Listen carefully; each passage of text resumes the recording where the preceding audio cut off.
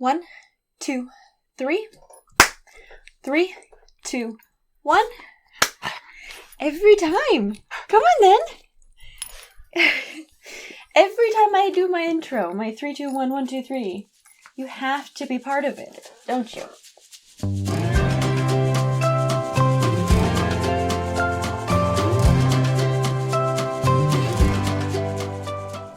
Hello, lovely people of the internet, and welcome to the NovelTea Knitting Podcast. I am your host, Emma, here to talk to you about all things knitting, cozy, basically anything cozy that takes my fancy. You distracted me from my intro. You can't be part of every single part. Hey, but Mom, I'm so cute. Hello, lovely people of the internet, and welcome to the NovelTea Knitting Podcast. I am your host, Emma, here to talk to you about all things knitting, crafty, basically anything cozy that takes my fancy. I'm talking a little bit quieter today than usual because for some reason, Elena here, my little puppy, is being extremely needy. I am going to try and let her sleep in my arms, I guess. I have to imagine eventually she will get tired of this and she will go and sit on the couch like she usually does. But until that time, I guess I'm just gonna hold her. This is just happening because I have tried to start this podcast now several times, and every time I do it and I set her over on the couch, she gets fussy and she wants my lap and she gets distracting, and so at least this way, she's still. Mostly. Anyway, this week's episode 14, is going to be a little bit different, not just because I have a dog in my hands for the foreseeable future, but because I have decided to go a bit less with the structure of the video. That didn't quite make sense. Welcome to the new style, I guess. What I mean is that usually I have quite a significant structure to my videos, believe it or not. I have everything written out in show notes. I have very lengthy show notes usually, so not quite a script, but I do it to try to make sure that I am not trailing off on my sentences too badly. I do it to try to make sure that I have my word choices picked in advance because I have a tendency to lose my train of thought mid-sentence. So possibly this is going to be an editing nightmare for me, and or it will be slightly frustrating for you to watch, but hopefully this goes well. Just because it's a little bit easier for me. It's also easier for me to keep up the energy when I am not kind of reading from a script so much and going more off the cuff, and I'm sure that that's more enjoyable for you guys to watch. As you can see behind me, the background is also just slightly different. I have moved back farther from the window so that hopefully the lighting is a little bit better and the colors in the yarn that I show you will come out a little bit better. The point is there's a little bit that's different that's going to feel very large to me, but it's probably going to be barely noticeable to you. One thing that I absolutely refuse to get rid of is to tell you about the tea that I am drinking today, even though today I don't really care so much about the tea, which is decaf Earl Grey, but the mug, which I am absolutely in love with. I have been using this basically every day. It gets cleaned and then I use it because it is perfection for fall. It has all these gorgeous little pumpkins on it, and if I can do this without spilling, it says Happy Fall inside. I got it at Target for $5. I was actually visiting with a friend this weekend, and she also had a mug from Target that was a fall mug. I was so excited because I was like, oh, perfect opening to brag about the mug that I got for $5. She was like, oh yeah, this mug, I got it from Target for $3. But no matter, I love this mug. I'm gonna get so much use out of this mug, so $5 well spent, even if it could have been $2 less. Although the mug was different, and I think I like this one better, so bully for me, I suppose. And for the record, I did not force the dog out of my arms or off my lap to pick up my tea. I just set her down, and I expected her to, settle into my lap, but she, did one little spin, decided that my lap was too small for her, and went over and sat on the couch. Which is what I wanted her to do in the first place, so I guess I win. Anyway, go ahead and grab a cup of tea, and let's get started. So part of this lack of structure thing that I'm going for now now is that I am going to be mixing whips and FOs, mostly because, and this is probably going to feel kind of silly and maybe a little arbitrary to a lot of you, but a lot of my friends and family watch these videos, and thank you so much to all of you. I love you, but I want them to be able to watch these videos, and I don't want to have to tell them, oh, you can't watch this week because I'm talking about stuff that I made for you or whatever, and I had to do that with last week's episode. So this week, I am just going to start the episode with things that I have made for people who watch these videos, and then I can tell them, okay, you can't watch this portion of the video, but you can watch the rest. Just easier for me. So first things first, I finished 2 more pairs of these slippers for Taylor for Christmas. I said last week that I was going to start on my Christmas gift making, and all I managed to do was these slippers, and then all of a sudden my focus got zeroed in on some other things, primarily my Schnee, which I'm very excited to show you guys. Before we get to that, I just wanted to show these off. They're super basic, but I really love the color combinations around this time around. I think I meant this time around, not around this time. Anyway, these slippers turned out super cute. I love all the colors. I also love that maybe she'll be able to like mix and match some of these just a little bit. These 2 are meant to be what goes together, and these 2, but I do think that mixing and matching is perfectly possible. I also wanted to point out this little pink nub on the toe of this slipper. It was complete coincidence. I was intending for the whole thing to just be green because I had a bunch of this green, and I actually really, really love this color. And then, for some reason, the end of this skein turned out to be pink. I'm sure that it was just some kind of weird manufacturing error, and I would have been super annoyed about it if I had been working on a blanket or sweater or something that was much larger that I was counting on having the full skein for. But because it was for these slippers, it's just kind of funny, and it makes a good story. The next thing that I wanted to talk to you guys about is this Gramps cardigan that I had intended to make, which clearly I have not cast on. So as a refresher, I am planning on making a Gramps cardigan for my niece, who is only about 5 months old. And I wanted to make the Gramps pattern because I remembered somewhere in the back of my brain Taylor mentioning, who is my niece's mother, Taylor mentioning that she really, really loved the Gramps pattern, and it was really cute, and she thought it was lovely and everything. However, I was at her house a couple weeks ago now, and going through some of the clothes. She was switching drawers around for the next round of clothes, the 6 to 9 month clothes, and I realized as I was helping her do this, why exactly it was that I had in the back of my brain that Taylor really loved the Gramps pattern. And it's because she has knitted one herself. Yeah, she knit one for her baby. It's got the burgundy cuffs and the burgundy button band, and the only difference from what I want to make is that it was gray instead of the mustard color. So I need your opinion, guys. Should I still make this cardigan, the Gramps cardigan, out of this yarn, even though she has one that is going to be very similar and in the same size as what I was planning on knitting? Should I go up a size and make like the 12-month size for Gwen, even though it'll be pretty big on her? Even though it might be pretty big on her. She is growing way too fast. This is my first niece or nephew, and I can't believe it. I just do not spend that much time around babies or infants or anything. I am the oldest in my immediate family, so I don't have any older brothers or sisters having children. And most of the friends that I have made in life are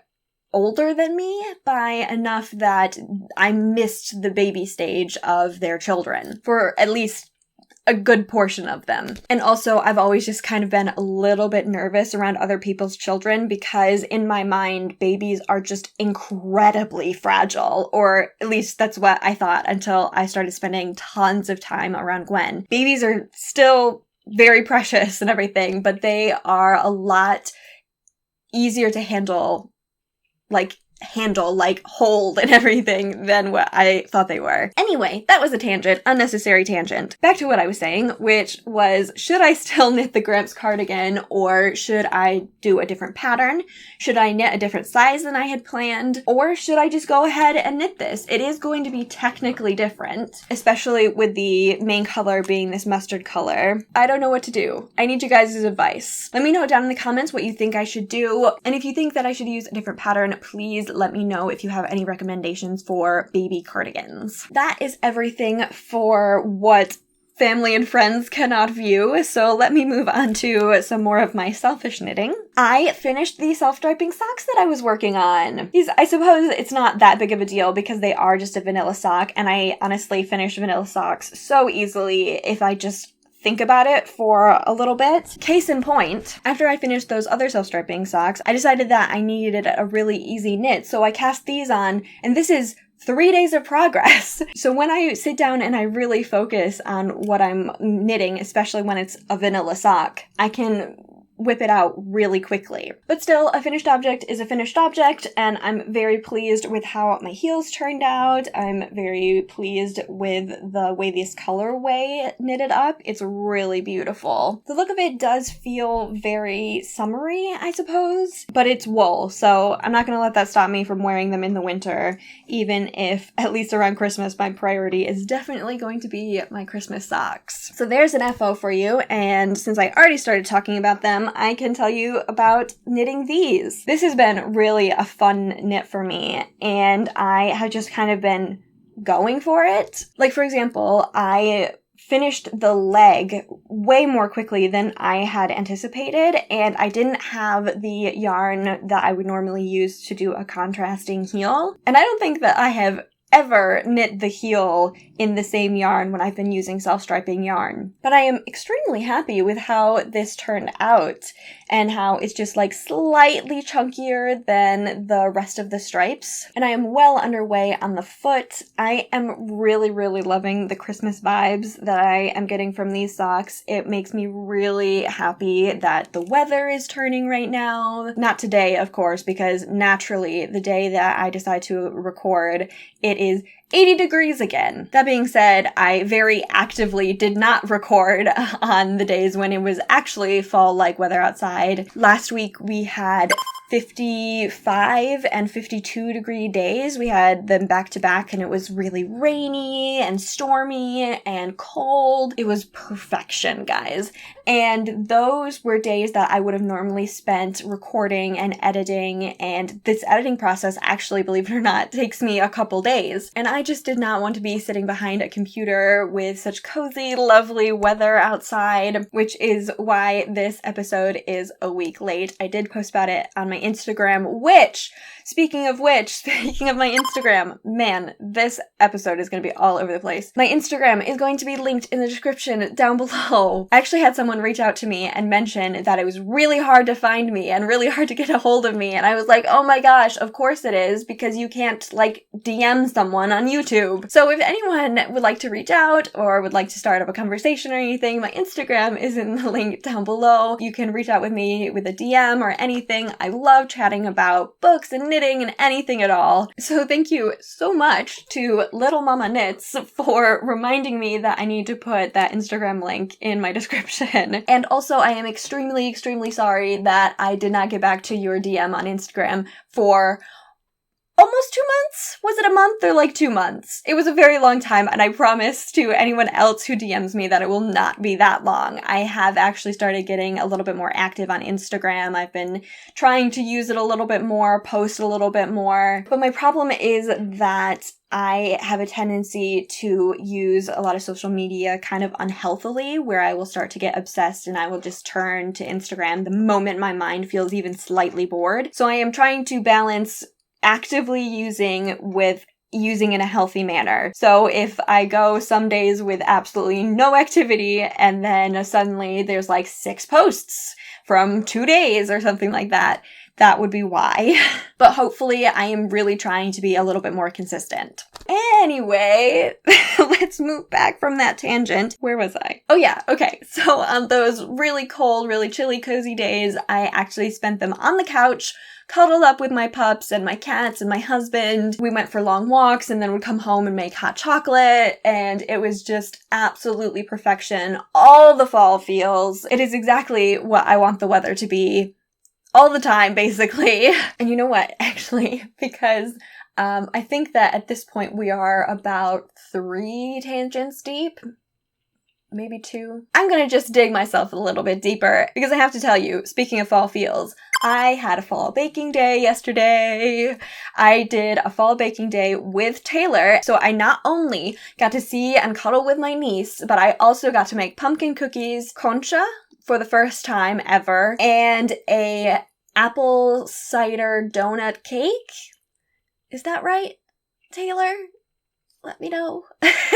And it was so fun. It was so nice. And everything that we made turned out so beautiful and so tasty. In particular, the concha was really fun to make. I had never even heard of it before. It's like a Mexican dessert. I will put some pictures up from the internet and also possibly some that we made just because I think I have to get those pictures from Taylor. But yeah, today I'm in a tank top, but yesterday I did get to enjoy lots of cinnamon and hot chocolate and the whole 9 yards when it comes to fall baking. Right, okay, back to talking about knitting. I actually worked on these at a vintage baseball tournament. The tournament was in Bay City, and it is actually how my husband got into vintage baseball in the first place. We went to this exact tournament last year while COVID was happening. Like, we wore masks when we were talking to people. It was a really weird. It was the first time we had really seen anyone in a really long time. We were all really unsure of how cautious we needed to be. None of us were vaccinated, but we were all outside and we were spread out and everything, and it was really weird. And it was also really warm. It was in the mid-70s to 80s last year, whereas this year it was about 65 was the high, I think, and the morning started out super gloomy and rainy, and I actually had packed for myself like lots of layers just in case because I wasn't sure what the weather was going to be like. This is one thing about fall, is that I never remember what these temperatures feel like. Like, what does 64 feel like? What does 72 feel like?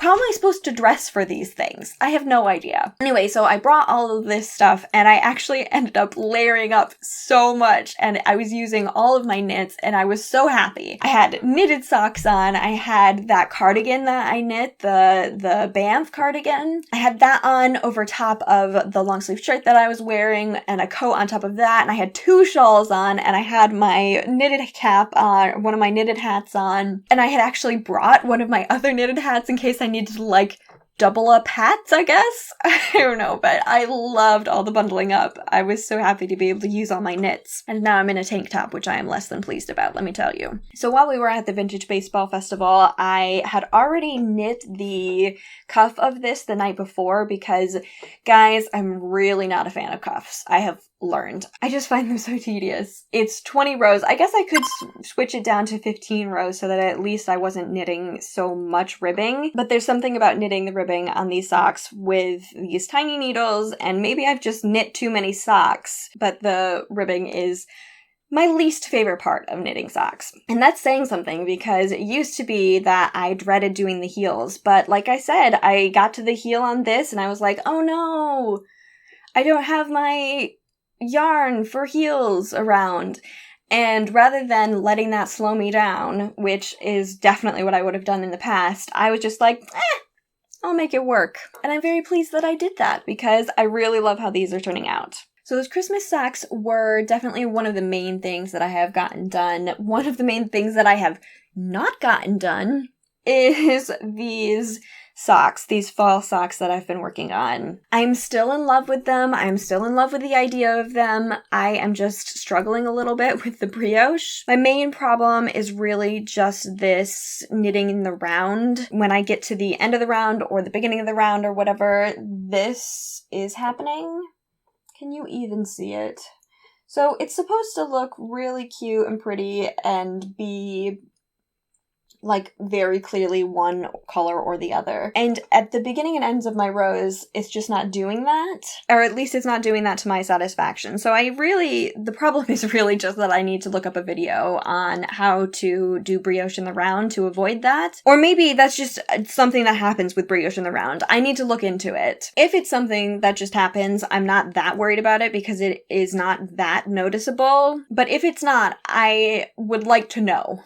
So I need to get to that, which is always my Achilles heel when it comes to knitting. When I have to do any kind of research, when I have to think about anything really, I have trouble getting moving on that kind of stuff. So these are still in progress, but that progress is at a snail's pace right now. Now, for the pièce de résistance. Is that French? I think that's French. I should really be able to say that better, considering that I spent a considerable amount of time in France. But then again, I left France because I was struggling so much with the language. Well, that was a small portion of why I left France. But anyway, today is the day of tangents, apparently. Let me show you my Schnee. I am actually extremely proud of my progress on this, mostly because I blocked it. So, story time, I guess. Well, more story time. I spent the last couple of weeks working really, really hard to get the sleeve on this done, and as you can see, it's not done. I still need to do just the cuff, actually. But I knit the entire sleeve. I actually took my gauge swatch and measured, based on the gauge swatch, how many rows I thought that it was going to take to get the sleeve length that I wanted. I did all the math for that. Guys, I did math for that. And I knit the entire sleeve, I think including the cuff,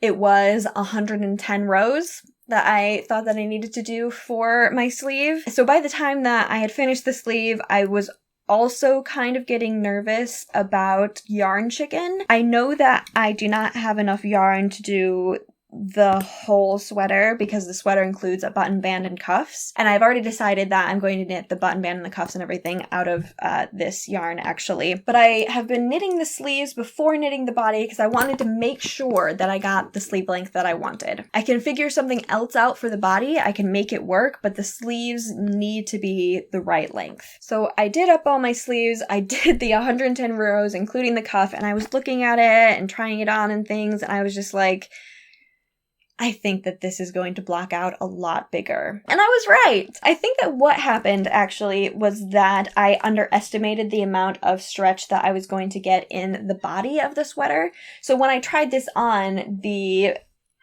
end of the... what's it called? I don't know. The point where I picked up for the sleeves, that was hitting me right about here or so. And so I was measuring from here down to the tips of my fingers, which is how long I want my sleeves to be. But once I actually blocked it, not only did I get some stretch from the sleeves that is probably due more to their weight that I just don't get when you block something small like a swatch. So not only did the sleeve stretch, but also the body stretched. And I had just kind of forgotten that that was going to happen, I guess. The point being that once I did that, the vest part of it, I guess, came down to about here. So all in all, I ended up taking out 30 rows that I had painstakingly knitted on my magic loop here. That reminds me, did I tell you guys about my knitting needles? Because I know that I mentioned in the last episode, I think it was the last episode, that I was going to try out a 20-inch cord and see how that felt when I was knitting, and I didn't like it. It worked with my 4-inch needles in that I could very easily go all the way around and it didn't feel like I was stretching the yarn out too badly or anything, but the cord was really taut, if that makes sense. So I could always feel a little bit of the pull of the cord, which I was not a fan of. So I switched to magic loop, which I told you guys I might do, and I knitted all those rows, and then I ended up having to pull back the cuff and pull back 30 rows on the main body of it, and now I just need to reknit the cuff. But I am extremely proud of myself because I blocked it. I looked at it and I said, I'm not sure how this is going to turn out. And so before I commit myself to all the work that I'm going to do on the next sleeve, I am going to block it and I'm going to see what it looks like and what it feels like. And I have pictures, by the way. Here's some pictures of what it looked like when I blocked it, of how long the sleeves were. And then I took action on that information, and now knitting the next sleeve is going to be 30 rows easier. So I'm really, really happy with my progress on this, if only just because of the blocking. And having to knit 80 rows instead of 110 rows is going to feel so much easier. I feel like I'm going to get loads of progress done on this because just because of that feeling that I don't have to knit more than 100 rows in Magic Loop. I only have to knit 80 rows in Magic Loop. So that is all of the knitting content that I have, and unfortunately I don't have any cross stitch or sewing to show you guys. I have been breaking out the needle here and there, but just for like mending projects and that sort of thing. This top has been the bane of my existence. I adore this top. I love the colors in it. I love the floral pattern. You can't see it, but I love these lacy bits, this one here under the bust and this one around the waist, and I love how floaty it is. This is honestly one of my favorite tops, but it was just so poorly made. It's so frustrating. Has anyone else ever experienced this where they have a top that they absolutely love, but it like disintegrates in no time? I have already sewed up bits where this has like pulled away from the lace 3 or 4 times, and I found another hole here just as I was starting this recording, and I was like, are you kidding me? So I have been doing not a lot of sewing, nothing on my machine, but little bits of mending here and there. I was a little bit naughty. Well, no. Okay, so flannel was on sale at Joann's, and the flannel prints are always like my weakness because they are so cute, and the flannel feels like such a fall material. So I ordered a bunch of it. But I don't think that I was bad because I do have a very specific project in mind for it, and I am really pleased about it, and that's all I'm gonna say. Hopefully I will be showing you guys what I'm up to with that in the near future, because at the very least, it needs to be done by Christmas. Speaking of Christmas, before I let you guys go, before I end out this episode, I have a small announcement. It's not that small, it's kind of a big announcement. I am going to be posting my Vlogmas. And I hear you, I know, okay. It is September as I'm recording this, October 1st as this video is going up. Christmas and Vlogmas is a ways away, but here's the thing. I did Vlogmas last year. Well, I recorded Vlogmas last year. I actually ended up getting too busy and feeling too stressed out trying to edit every single day. So I didn't post a single day of Vlogmas, but I recorded every single day of Vlogmas, at least a little bit of footage. And I have been debating about when exactly I want to post that, because I am planning on doing Vlogmas this year. In case you don't know what Vlogmas is, it is posting a vlog every single day in December. So you'll be getting a video every single day in addition to getting my bi-weekly podcasts. But I was trying to decide what I wanted to do with the footage from last year's Vlogmas. I knew that I wanted to post it, but I was debating, do I post it in November? Do I post it in October? Do I post it alongside next year's or this year's Vlogmas? And ultimately I decided that I was going to post every day in October. Partially that is because I have not edited all of it yet. I've actually only edited one day so far, but I am planning on at least trying to get a little bit ahead of it. But that will let me have October where I can spend time editing my Vlogmas. And I definitely did not want to be doing that in November because I am participating in NaNoWriMo this year. NaNoWriMo is National Novel Writing Month. Last year I participated as well, so I went from writing 1,667 words every single day to recording footage every single day. But I talk about that in my Vlogmas episode, so if you want to watch that, that is going up today! I'm posting Vlogmas in October, so I'll be posting my first video October 1st, today, as this goes live, including the 24th, but not the 25th, I will also be posting. So I know it'll be kind of weird watching last year's Christmas footage in such a Halloween fall focused month, but I just was trying to pick what time frame is going to be the best for me, and I think October is it. So I hope you guys enjoy that, and if you do, definitely stick around until this coming December because I will be doing it all over again, but on a much tighter schedule. But yeah, that is everything for this week's episode. I hope you all enjoyed this episode. Let me know what you think about the slightly more loosey-goosey recording style. The editing style won't have changed much, but the recording style is definitely different, so let me know if you guys even noticed at all. Please make sure to like the video, subscribe if you haven't already, and I will see you all in 2 weeks. Bye!